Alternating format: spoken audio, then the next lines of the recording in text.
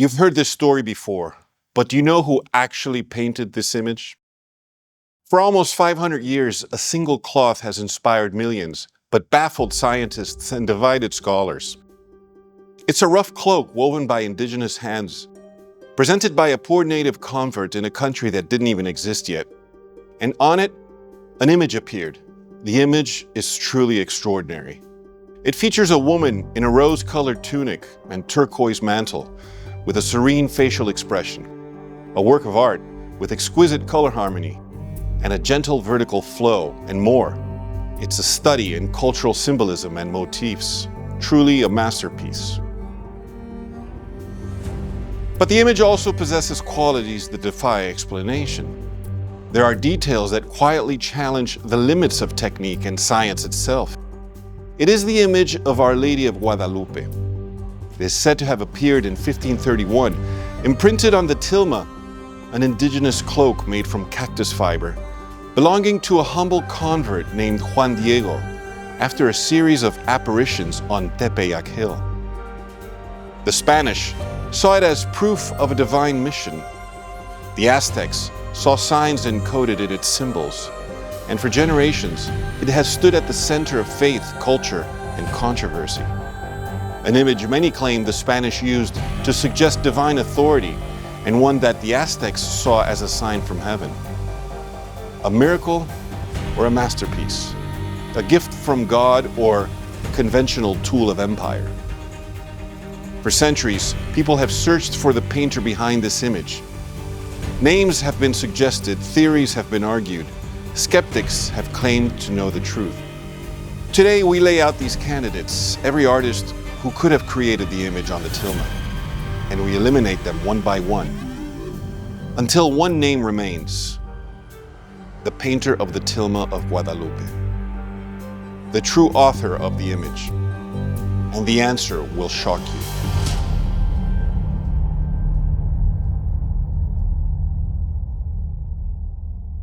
Before we investigate possible painters, the story behind the cloth itself, the so-called tilma, must be considered. A tilma was a simple cloak woven from cactus fibers, worn by indigenous men in 16th century Mexico. It was work clothing, rough, practical, and temporary. By all natural expectations, it was not the kind of fabric meant to survive long, nor the sort of surface anyone would choose to paint a masterpiece on. According to the earliest indigenous accounts, on the morning of December 9th, 1531, a newly baptized Nahua widower named Juan Diego was walking across Tepeyac Hill on his way to catechism. As he passed the hillside, he heard music, delicate, bird-like, unlike anything local. When he looked up, he saw a radiant young woman standing on the hill. She spoke to him in his own Nahuatl language and identified herself with words that would echo through history. "I am the perfect and ever-virgin Holy Mary, Mother of the true God for whom we live, the Creator of all things." She asked Juan Diego to deliver a message to the bishop, a sacred house that was to be built there, so she could show God's love, compassion, and mercy to all people. Juan Diego obeyed, but the bishop, Juan de Zumárraga, hesitated. He asked for a sign, some kind of proof. On December 11th, Juan Diego was unable to return. His elderly uncle, Juan Bernardino, had fallen gravely ill, and Diego spent the day searching for a priest to administer last rites. Before dawn on December 12th, desperate to help his uncle, Juan took a different path around the hill, trying to avoid the lady so he could hurry to find a priest. But she intercepted him. Descending from the hilltop, she cut him off gently and asked where he was going. Juan explained his uncle's critical condition, but she reassured him. "Do not be troubled or afraid. Am I not here who am your mother? Your uncle has already been healed." Then she instructed him to climb to the top of Tepeyac and gather whatever flowers he found there. It was winter, frost covered the earth. Tepeyac was barren. And yet, when Juan reached the summit, he was astonished. Before him bloomed fresh Castilian roses, flowers that did not even exist in Mexico and therefore impossible to find, especially in the cold of December. He gathered them into his tilma, carefully wrapped them, and carried them back to the bishop. When Juan opened the tilma to release the roses, the story goes, something appeared on the cloth. An image, full, complete, and unlike anything he or the bishop had ever seen. And from that moment, all of Mexico would be changed.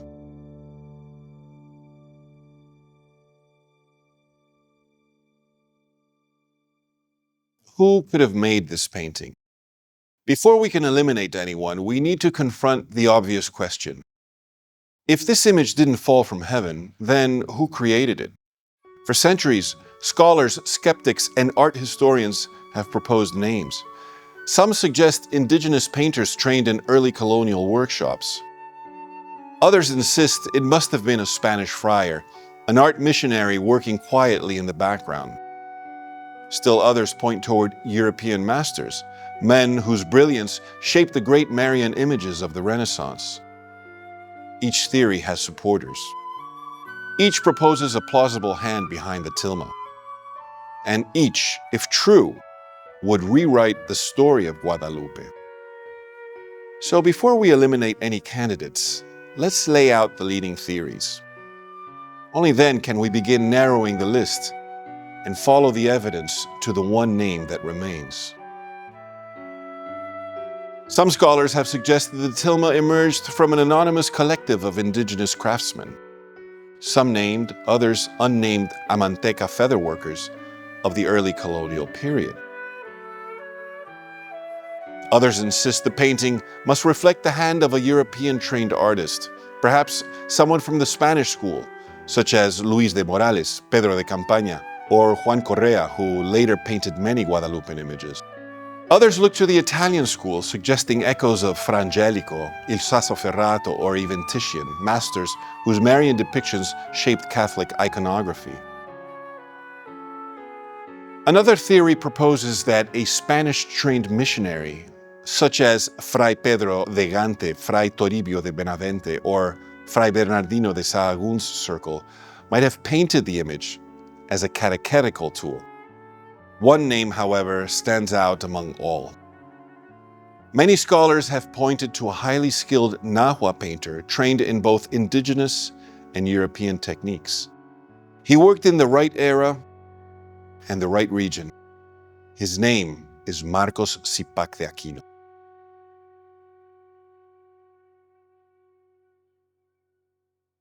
Whoever created this image, whether a trained artist, an indigenous master, or someone entirely unknown, was astonishingly intelligent and deliberately cryptic. The composition follows precise golden ratio geometry, the same proportional system Renaissance masters like Leonardo da Vinci and Albrecht Dürer obsessed over. This suggests a creator deeply familiar with classical artistic design. But then the image shifts. It incorporates layers of Nahua symbolism that no European painter of the 1530s would have understood. The woman's face is unmistakably mestiza, neither Spanish nor indigenous, but a deliberate fusion of two peoples. The black maternity sash tied around her waist, an unmistakable indigenous sign of pregnancy, would have been meaningless to the Spaniards. And placed directly over her womb is the Nahui Olin, a four-petaled flower symbolizing the divine center of the universe, the seat of God's presence in Nahua cosmology. Even the robe itself reads like a map. The arrangement of motifs aligns with the mountainous regions and volcanoes of central Mexico. And her foot in mid-step signals motion, an indigenous visual cue that a new message has arrived. Whoever made this wasn't simply painting, they were encoding. They were speaking two visual languages at once. And both cultures, European and indigenous, would have understood her immediately. Considering that the image first appeared only 10 years after the Spanish conquest of Tenochtitlan, it seems unlikely that any European painter at the time could have been so intimately familiar with such nuanced aspects of Nahua culture. Unless, of course, the image was created after the fact and merely attributed to an earlier date. But something else complicates that theory.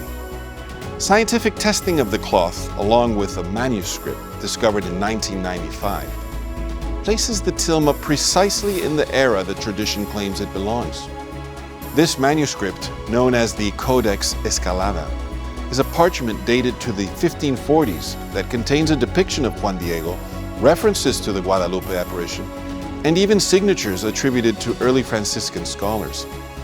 Its discovery confirmed what infrared photography, digital microscopy, and chemical analysis had already suggested. The image was produced in the first half of the 16th century. This effectively rules out the European masters theory, though it leaves open, at least in theory, the possibility of a Franciscan missionary artist.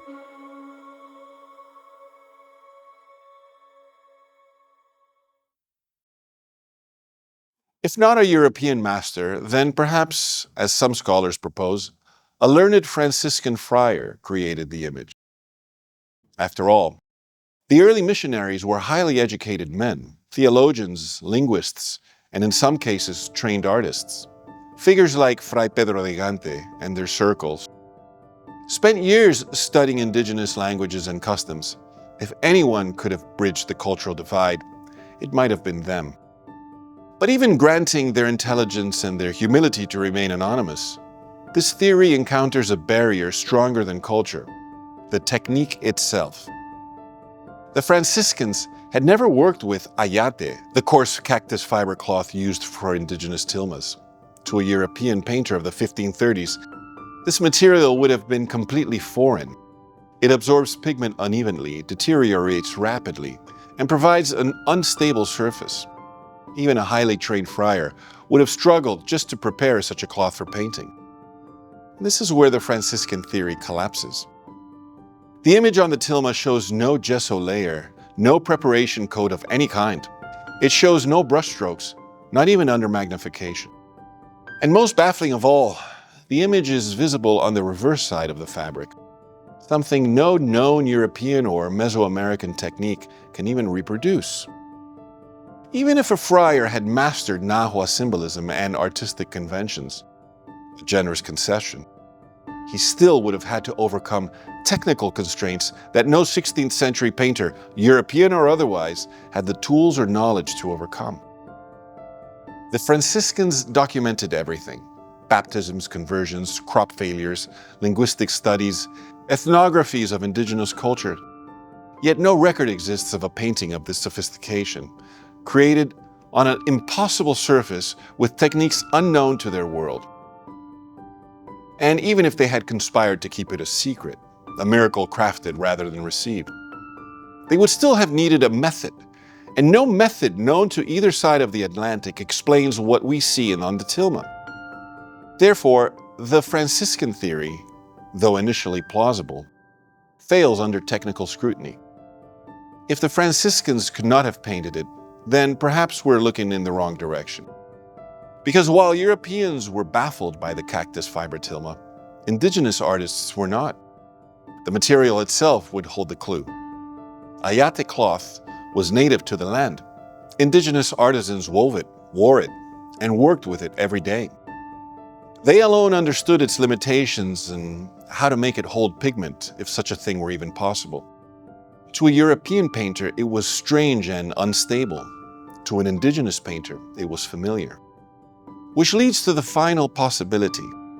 If this image was not painted by a European master and not by a Franciscan friar, then perhaps the answer lies with the indigenous artists themselves, either in an anonymous workshop of early colonial Mexico or in the hands of one of the most talented painters of the era, Marcos Cipac de Aquino.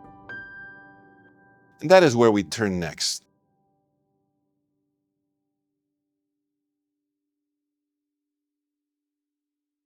If any name rises above the others as a serious contender, it's Marcos Cipac de Aquino. For decades, art historians have pointed to him as the most capable indigenous painter of early colonial Mexico, a man whose talent, training, and timing align almost uncannily with the Guadalupe tradition. Marcos was part of the first generation of indigenous artists to be taught European techniques by the Franciscans. He mastered Renaissance composition, color harmonies, and Christian symbolism with astonishing speed. His surviving works show a painter who could bridge two worlds, someone who understood indigenous aesthetics from birth, yet absorbed the newly imported European visual language with remarkable fluency. He lived in the right place at the right time, with precisely the right skill set. By the 1530s, the decade of the Guadalupe apparition, Marcos was already recognized as one of the finest indigenous painters in New Spain. Colonial documents praise him as a diestro en pintar, highly skilled in painting.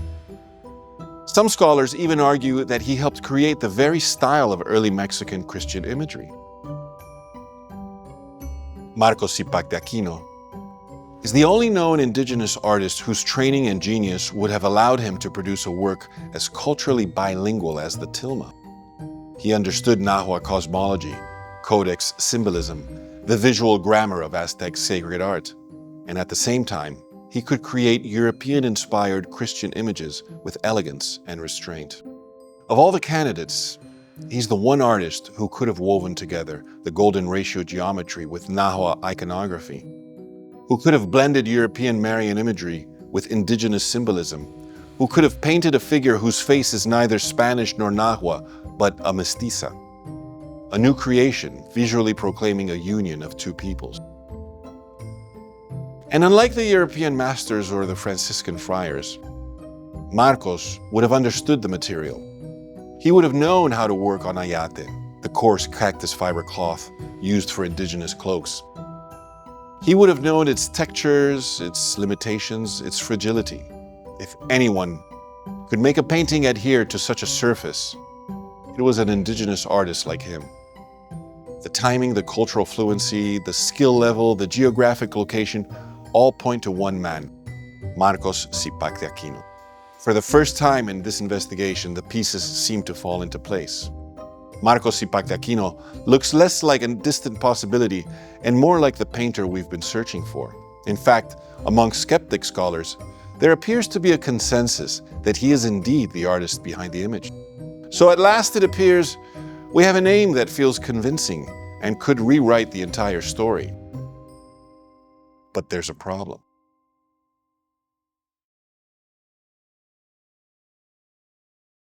There is indeed a problem. If a human artist created the image on the Tilma, he would have needed a level of scientific knowledge, technical ability, and access to optical equipment that didn't exist in the 16th century, and in some ways doesn't exist even now. Let me explain. In the 1950s and again in the 1970s, ophthalmologists studied high-resolution photographs of the image and noticed something unnerving. In Mary's right eye, the artist had reproduced reflections. Artists had done this before. Leonardo da Vinci famously includes a reflection of a window in many of his paintings, and other artists have followed suit. But the reflection on the Tilma matches the behavior of an actual living human cornea, not a symbolic reflection, not stylized highlights, scientifically accurate optical behavior. You see, Renaissance artists studied anatomy, perspective, geometry, and the mathematics of sight.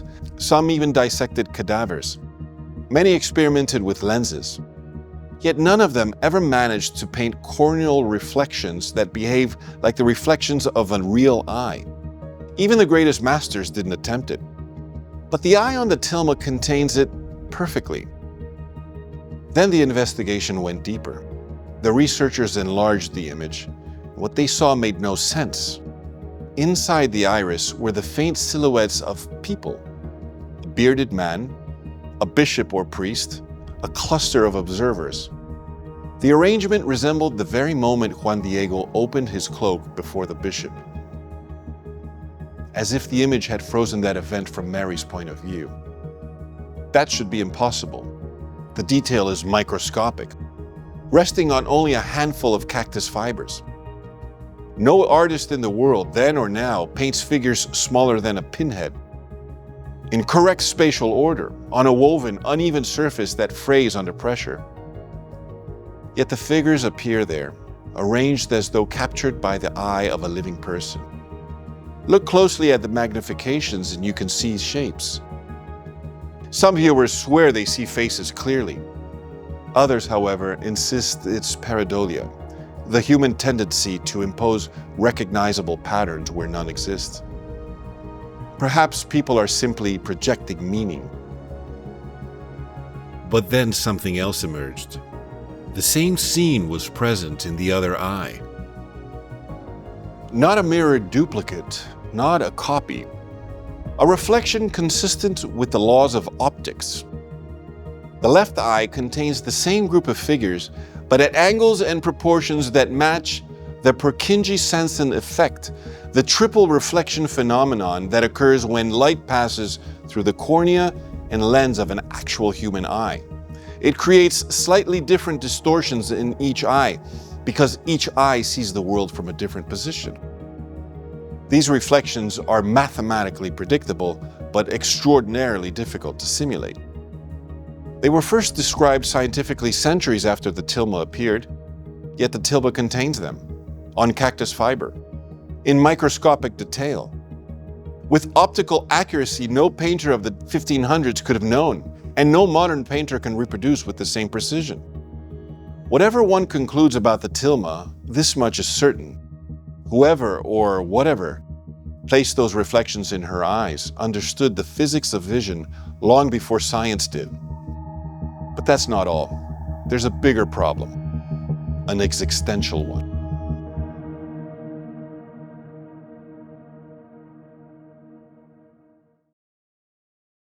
There's another problem, one that puzzled textile experts for decades. A tilma made from agave cactus fiber simply isn't supposed to last long. Under normal conditions, this material decays in 20 to 40 years. It frays, it breaks down, it turns brittle.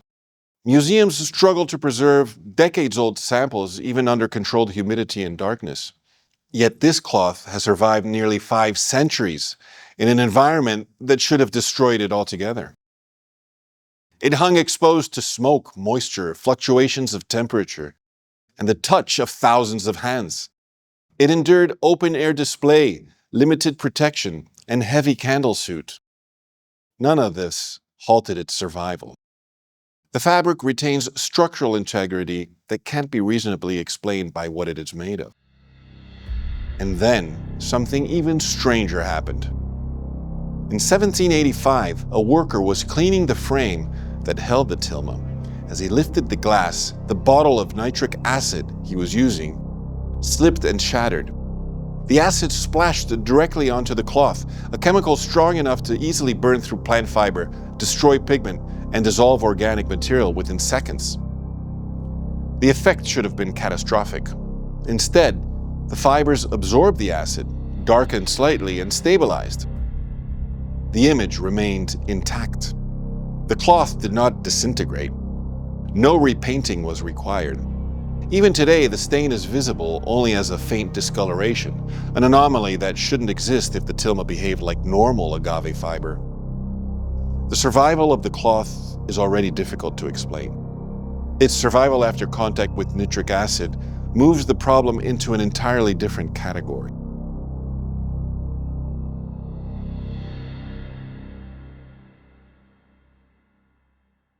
For a moment, it seemed as if we had found our painter, Cipac de Aquino, a gifted indigenous artist, trained in both Nahua and European technique, working in the exact decade that Tilma appeared.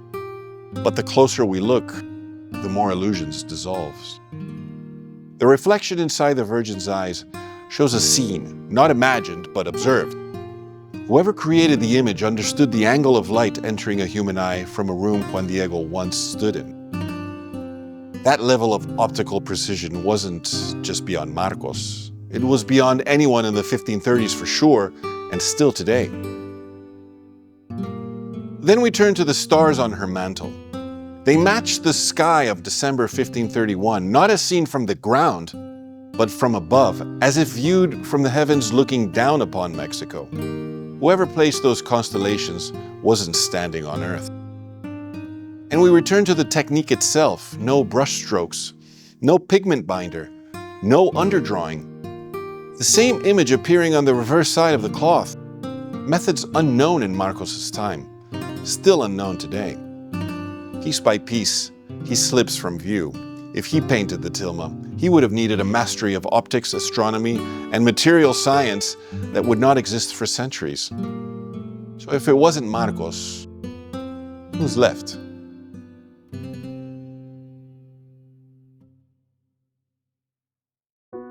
When astronomers mapped the stars embroidered across her blue-green mantle, they noticed something uncanny. The pattern wasn't random, and it wasn't symbolic decoration. It was a star chart, a precise arrangement corresponding to the sky over Mexico at dawn on December 12, 1531, the very date of the apparition.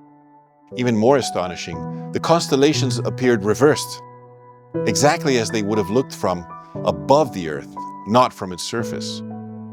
The constellation Leo positioned over her heart, Virgo near her womb, Gemini near her hands. This perspective isn't artistic intuition. It requires a point of view no human in the 16th century could have accessed, and no telescope of the era could replicate. The image seems to carry a signature, but not from a studio or workshop, a signature written in the heavens themselves.